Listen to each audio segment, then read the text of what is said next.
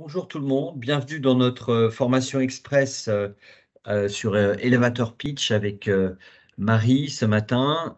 Donc on va passer une petite demi-heure ensemble. Je vous rappelle le principe, hein, il s'agit donc d'une formation express. C'est un petit déjeuner ou plutôt un apéritif, une mise en bouche. Et si vous souhaitez donc aller plus loin, eh bien n'hésitez pas à nous contacter à l'issue de ce webinaire. Deux mots sur Proformation. Donc, on est un organisme de formation certifié Calliope avec plus de 30 ans d'activité, avec pour ADN la formation 100% humaine. Hein. C'est vraiment notre positionnement aujourd'hui et depuis 30 ans, alors que ce soit à distance ou en présentiel. Et on intervient donc dans des domaines assez variés comme la bureautique, donc Excel, Power BI, mais aussi sur les langues, alors l'anglais, l'allemand, etc. Et de plus en plus aussi sur les soft skills, donc le développement personnel et l'efficacité professionnelle.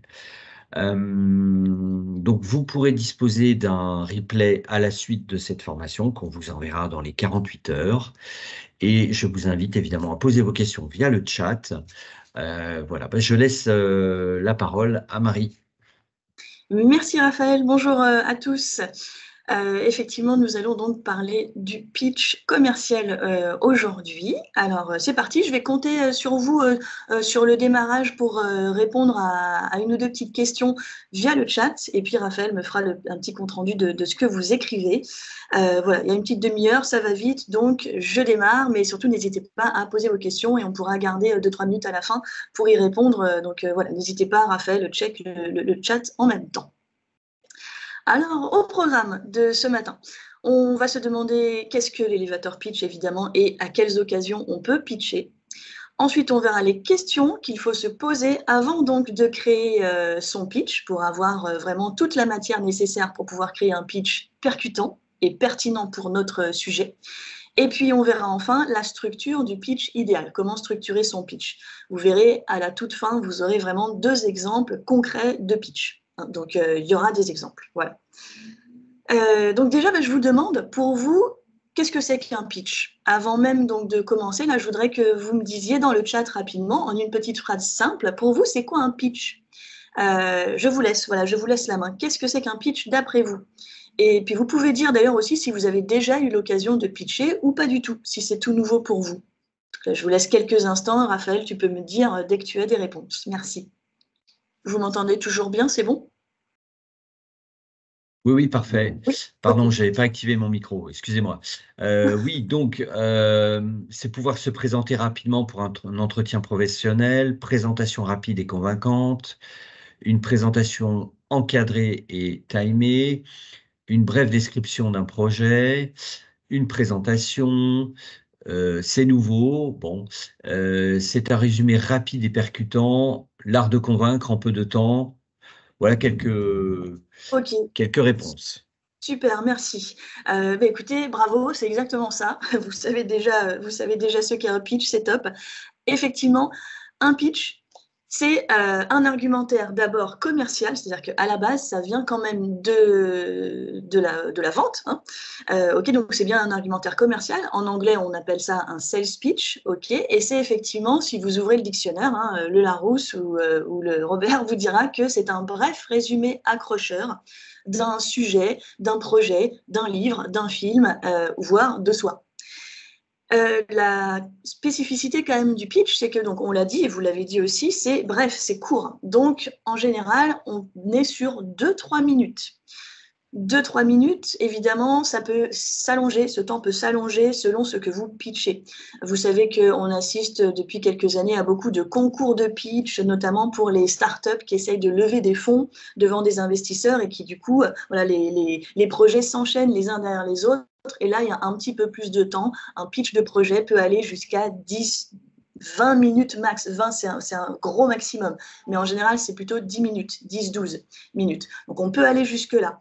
En revanche, pour une présentation perso, hein, plutôt votre pitch à vous, vous pitchez par exemple pour un entretien professionnel comme vous l'avez évoqué, là, vous allez être sur quelque chose de très court, de 2-3 minutes. Pourquoi est-ce que je vous montre cette image de baseball ici? Vous dites, tiens, pourquoi? Parce que ce qui est intéressant de savoir, c'est que déjà, alors le pitch, si vous ouvrez le dictionnaire, vous allez voir qu'il y a cette première définition, un bref résumé accrocheur d'un sujet, etc. OK? Et il y a une deuxième définition également, qui est le pitch. Alors là, pour le coup, c'est pas le baseball qui nous intéresse, mais c'est le golf. Pitcher au golf, c'est envoyer une balle. Alors, pardon, je n'ai pas le vocabulaire parce que je ne suis pas golfeuse, mais c'est envoyer une balle qui va se poser, bim, sur le green sans bouger, qui va vraiment avoir un impact, paf, elle va s'enterrer sur le green. C'est le plus bel impact de balle que vous puissiez avoir au golf. Donc déjà, au golf, on parle de pitch quand la balle arrive sur le green et ne roule plus. Ça, c'est une première version du pitch dans le sport. Et dans le baseball, on appelle pitcher celui qui lance la balle. Pourquoi? Parce que typiquement, de son lancer, c'est son lancer qui va déterminer un petit peu la suite du jeu. Son objectif à lui, c'est de déstabiliser un petit peu la personne en face qui récupère la balle, et pour qu'elle ait du mal à la taper. Pardon. Donc, forcément, c'est lui qui donne l'impact de la partie derrière. Donc, toujours cette idée de quelque chose d'impactant, de percutant, qui marque, qui fonctionne, qui marque son interlocuteur. Voilà un petit peu pour vous donner le cadre, parce que c'est toujours assez rigolo de savoir, de connaître les origines aussi du mot. Voilà un petit peu pour poser ce qu'est l'élévateur pitch. Ensuite, je vais vous demander pareil, et c'est la seule petite question que je vous poserai, après je vous laisse tranquille. Dans le chat, dites-moi à quelles occasions vous pouvez pitcher. Alors, on a déjà eu un exemple en entretien d'embauche, d'accord. Citez-moi d'autres situations au cours desquelles vous pourriez avoir à pitcher dans la vie. Là, pareil, je vous laisse quelques instants, et Raphaël, tu me diras. Oui, alors on a présentation d'un projet, Ouais. début d'une réunion, Ouais. lors de forums, Okay. présentation devant un public d'apprenants, pour un brainstorming, présentation auprès d'un peer, Okay. brainstorming vie perso, oui, ça peut être perso, effectivement. Ouais. Argumentaire de vente. Ok. N'hésitez pas, si vous avez d'autres idées pour les enfants. Oui. Oui, pour les enfants. Oui, voilà, ok. Effectivement, en gros, il faut se dire que vous pouvez pitcher à peu près tout le temps. C'est-à-dire que vous pouvez pitcher lors d'un cocktail, lors d'une soirée, pour vous présenter, tout simplement, vous savez, et répondre à la fameuse question « Et vous, qu'est-ce que vous faites dans la vie ?» Et c'est pas toujours évident de mettre en avant son métier, son activité. On ne sait pas toujours rendre ça un petit peu attractif. Le pitch, vraiment, nous sert à ça.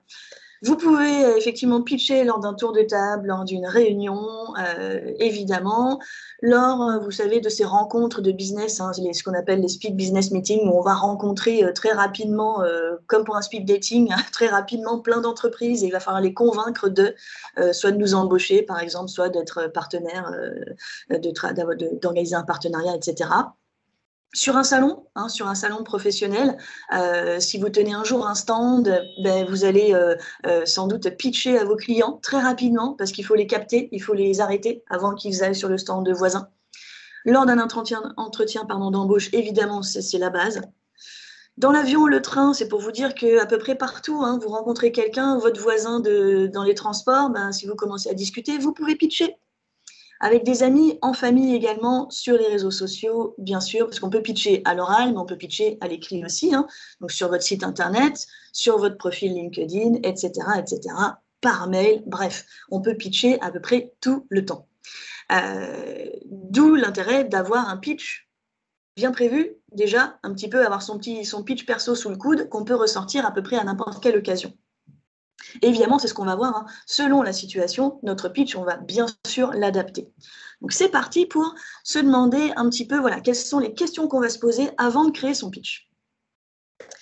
Pour préparer donc en fait votre pitch et être en mesure de le rédiger, parce que je vous conseille de passer par l'écrit avant, même si vous pitchez à l'oral, passez par l'écrit. Écrivez-le, votre pitch, c'est important. C'est le seul moyen de vous l'approprier, de le connaître par cœur, parce qu'en fait, le connaître par cœur va vous permettre de vous libérer et d'être en mesure aussi d'improviser, mais à la base, il faut connaître par cœur. C'est comme un comédien au théâtre, il connaît son rôle absolument par cœur pour ensuite pouvoir le jouer totalement et se détacher du texte. Donc pour vous, c'est pareil. Il y a quand même un côté théâtral aussi dans le fait de pitcher, puisque c'est une vraie prise de parole en public avec un côté un petit peu, entre guillemets, chaud. Faut se vendre, faut se vendre.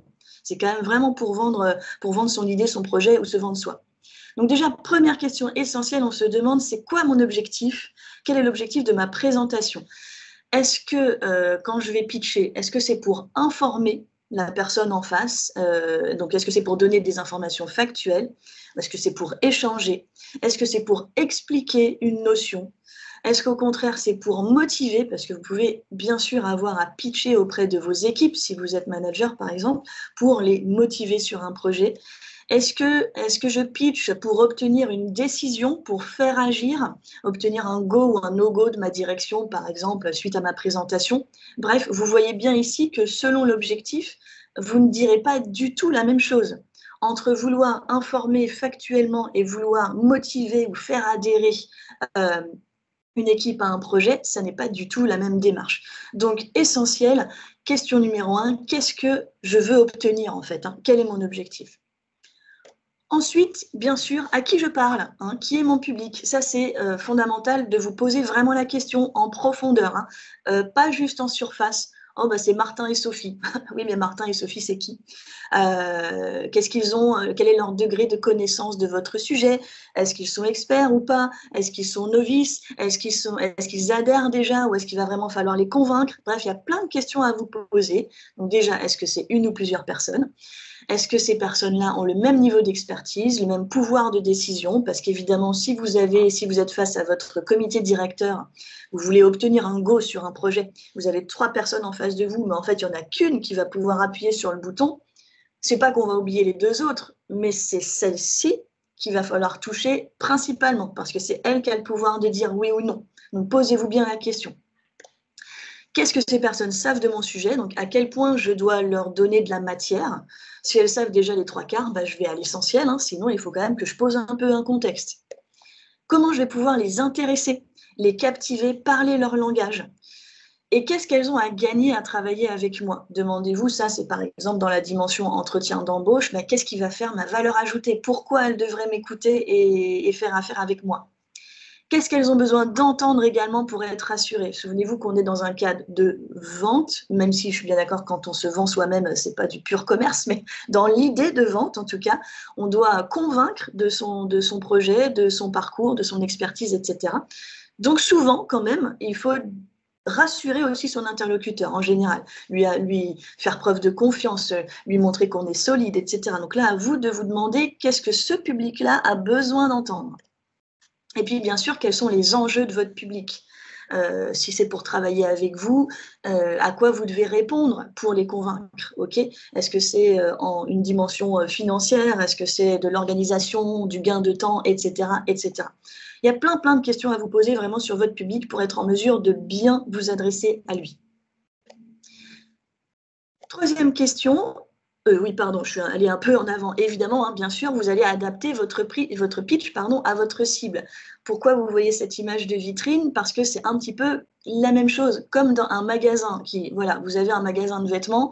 Si vous êtes rue du Faubourg Saint-Honoré à Paris ou si vous êtes rue de Rivoli, c'est pas pareil. Vous n'allez pas toucher la même cible et vous n'allez pas créer la même vitrine. Donc là, c'est la même chose. Selon votre cible, vous adaptez votre pitch, vous adaptez les mannequins dans votre vitrine.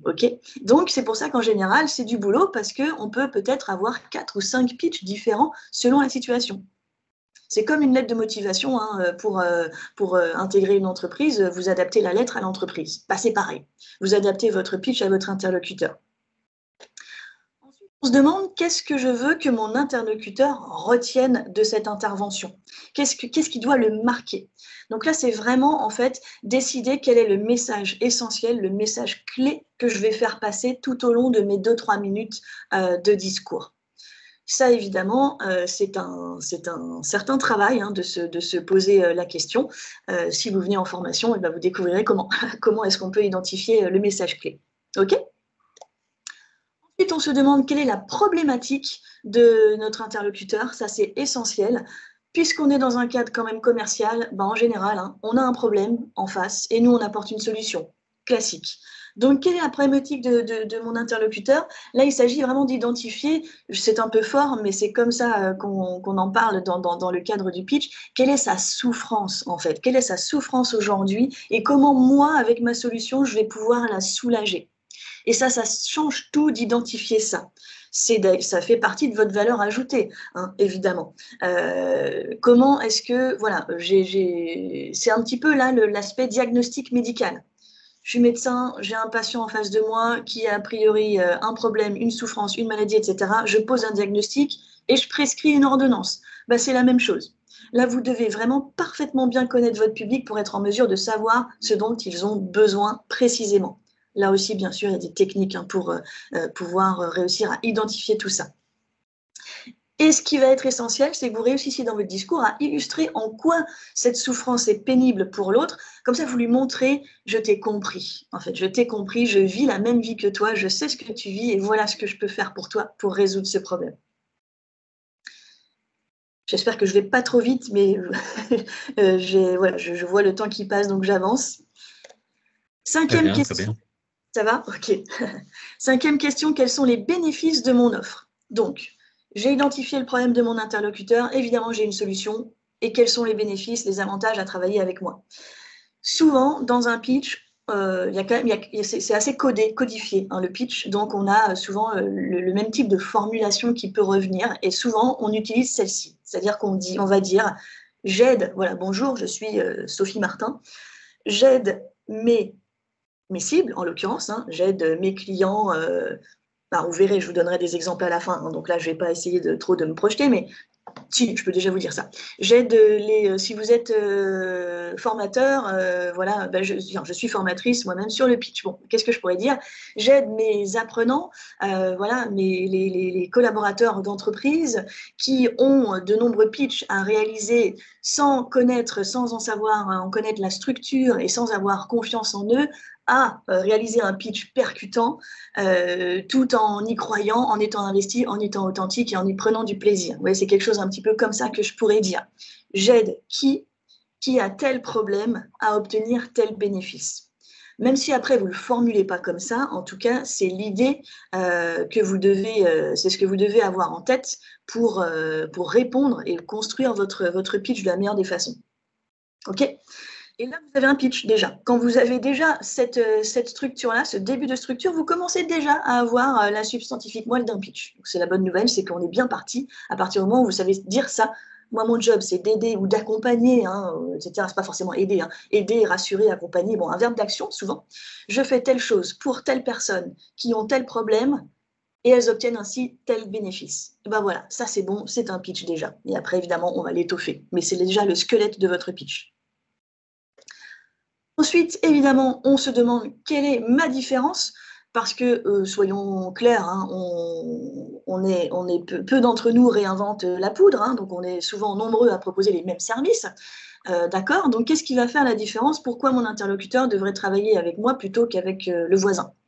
Et là, une valeur ajoutée, vous en avez, évidemment. Vous avez une valeur ajoutée, ça c'est sûr. C'est pas toujours facile à identifier, surtout éventuellement quand on manque un petit peu de confiance en soi ou quand on fait face au fameux syndrome de l'imposteur, ok, qu'on doute de sa légitimité. C'est pas toujours facile de reconnaître sa valeur ajoutée par rapport aux voisins, mais vous pouvez vous aider de ce petit outil que je vous donne ici, c'est de mener une enquête en fait de proximité auprès de vos amis, de vos familles, clients, fournisseurs, prospects, bref, votre environnement professionnel et même personnel, et vous pourriez demander à ces personnes de vous décrire en 3 adjectifs, par exemple, et de vous dire, pour ceux qui travaillent avec vous, en quoi ils aiment travailler avec vous. Et vous allez voir que très souvent, la même chose va revenir. On aime travailler avec vous parce que vous êtes super adaptable, réactif, bienveillant, à l'écoute, etc., etc. Et ça va déjà commencer à vous donner des pistes pour identifier votre valeur ajoutée. Votre valeur ajoutée, elle peut être comportementale et puis bien sûr sur votre expertise technique également, hein. Mais ça, je trouve l'exercice super intéressant quand on ne sait pas forcément comment se situer par rapport aux autres. OK? Et puis, ça revient un petit peu aussi à faire un benchmark et une étude de la concurrence. Il y a la concurrence, il y a moi, et moi, qu'est-ce que je propose de plus? Dernière question essentielle également à vous poser. Souvenez-vous qu'au début, on s'est demandé qu'est-ce qu'on veut que notre interlocuteur retienne. Mais il y a évidemment aussi la dimension émotionnelle qui est importante dans un pitch, c'est qu'est-ce qu'on veut que notre interlocuteur ressente. Ça, c'est vraiment fondamental. Vous avez peut-être déjà entendu parler de storytelling en communication, etc., l'art de raconter des histoires. Mais dans un pitch, c'est essentiel aussi de savoir un peu raconter une histoire, notamment son histoire quand on pitch pour soi-même. Et pourquoi est-ce qu'on fait ça? Eh bien, parce que ça va susciter, provoquer des émotions et que c'est l'émotion qui aide l'autre à passer à l'action.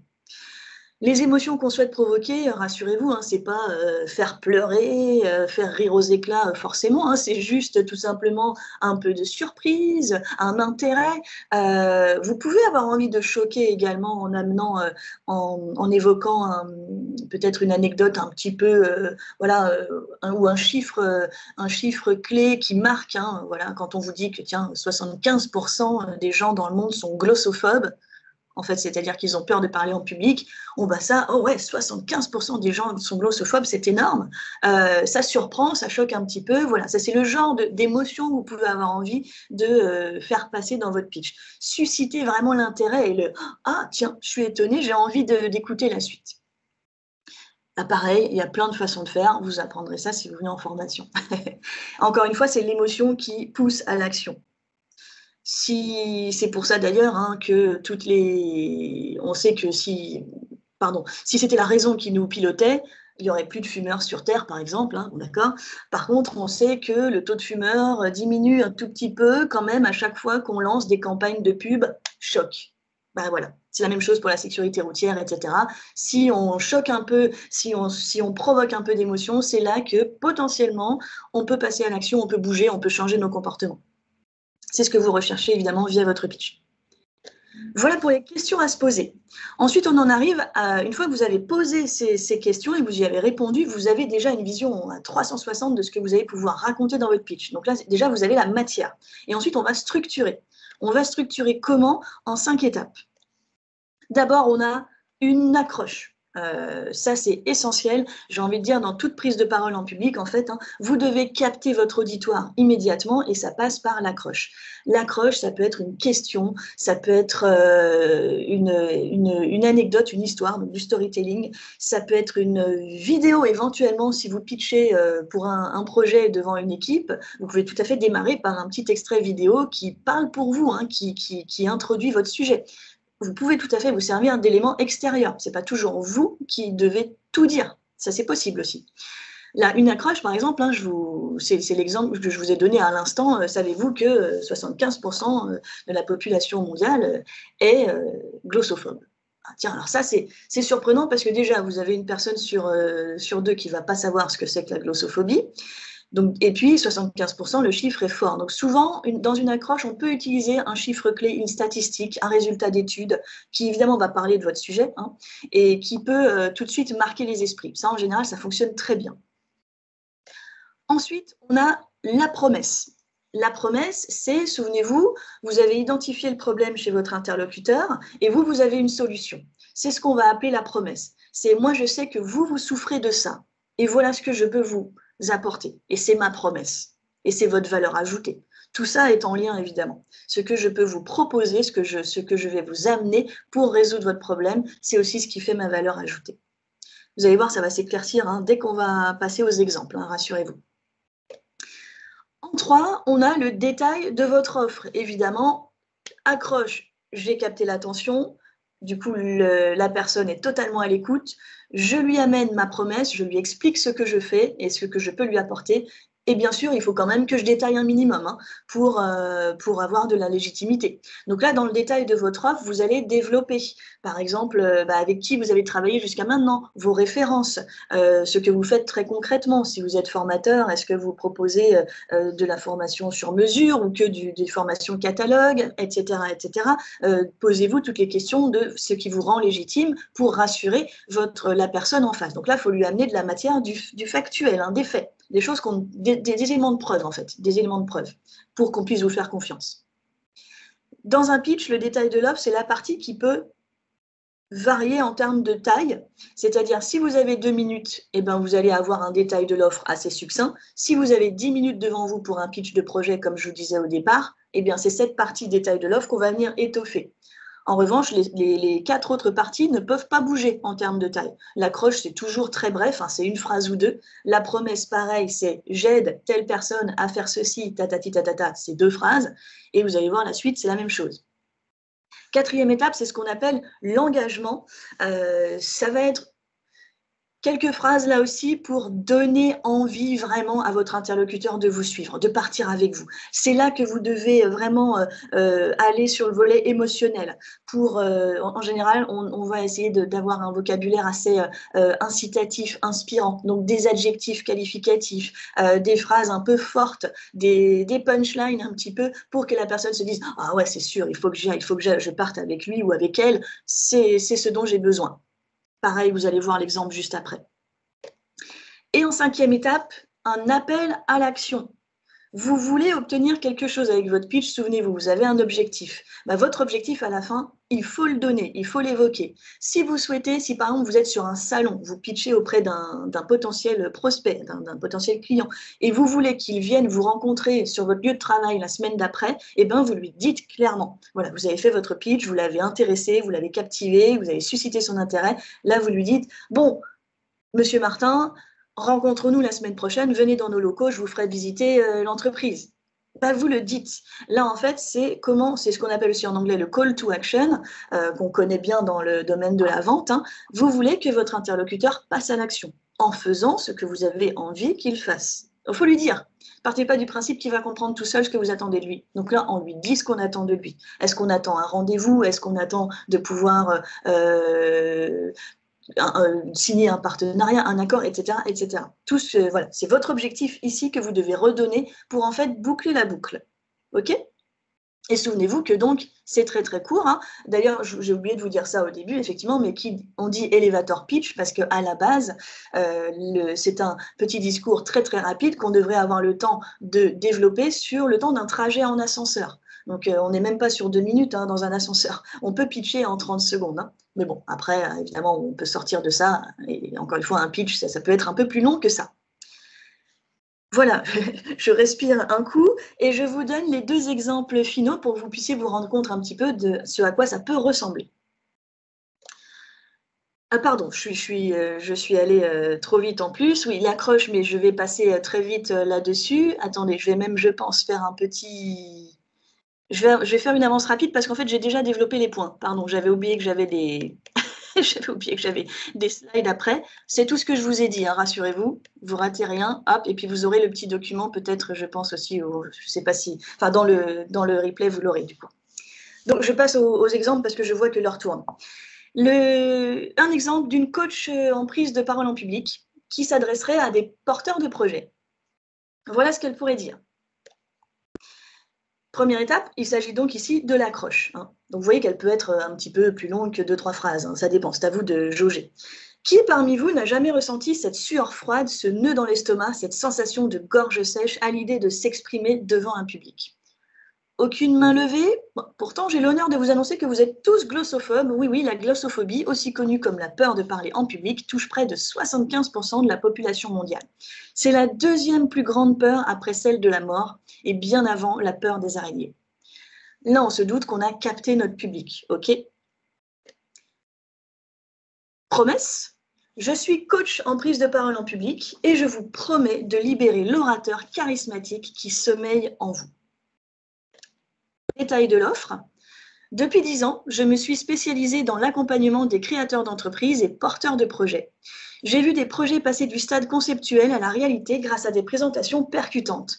Mes clients ont sécurisé des financements, conclu des partenariats stratégiques et séduit des clients majeurs, des succès tangibles qui découlent de stratégies spécifiques que je personnalise pour chaque entrepreneur. engagement. Visualisez-vous sur scène. Chaque mot que vous prononcez captive votre auditoire. Vos idées inspirent, fédèrent et laissent une empreinte durable.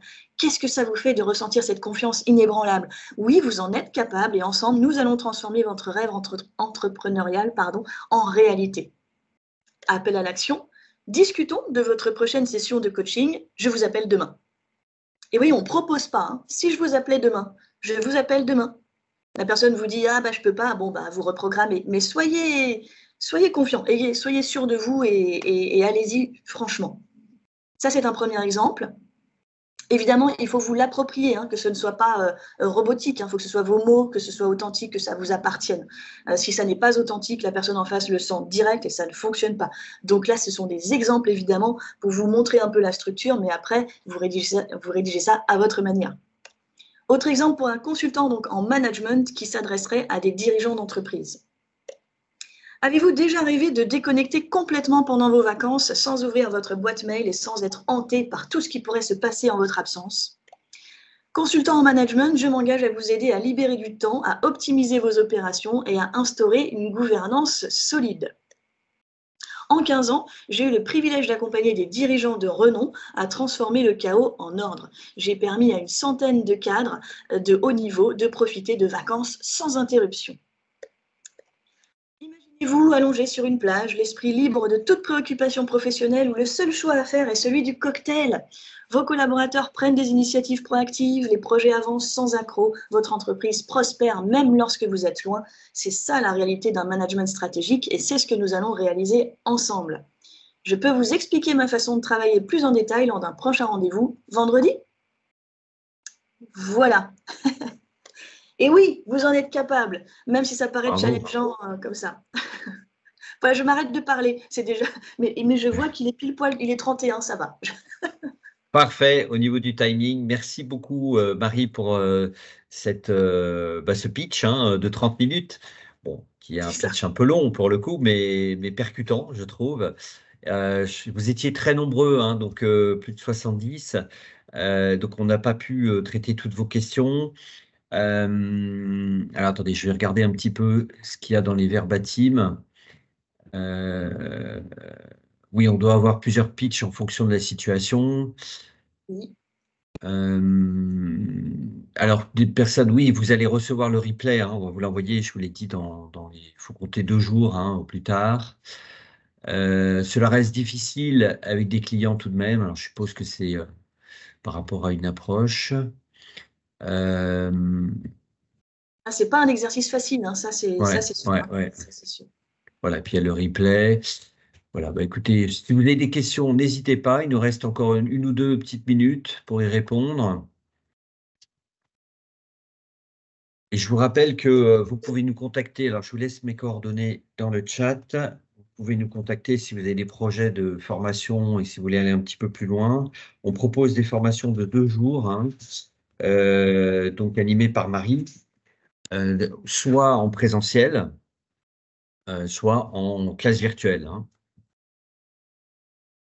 Et mon portable aussi, si vous le souhaitez.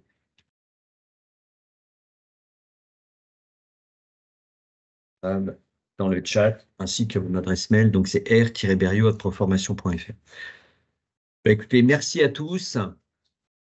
Merci. Je ne vois pas d'autres questions. Écoutez, merci encore. Bonne journée et on vous envoie le replay donc, dans les 48 heures. Et j'ai oublié de vous mentionner, oui, qu'on a une autre formation express prévue sur l'assurance. Il y a des personnes chez vous qui travaillent dans l'assurance. On va faire une présentation de 30 minutes avec Jean-Luc Pétricoul. C'est courant mars sur comment un onboarding en 30 minutes, voilà, comment je présente le secteur de l'assurance, les différents acteurs, etc. Voilà, écoutez, merci beaucoup et encore bonne journée et puis je vous dis à très bientôt. Au revoir. Merci Marie. Au revoir. Merci, à bientôt.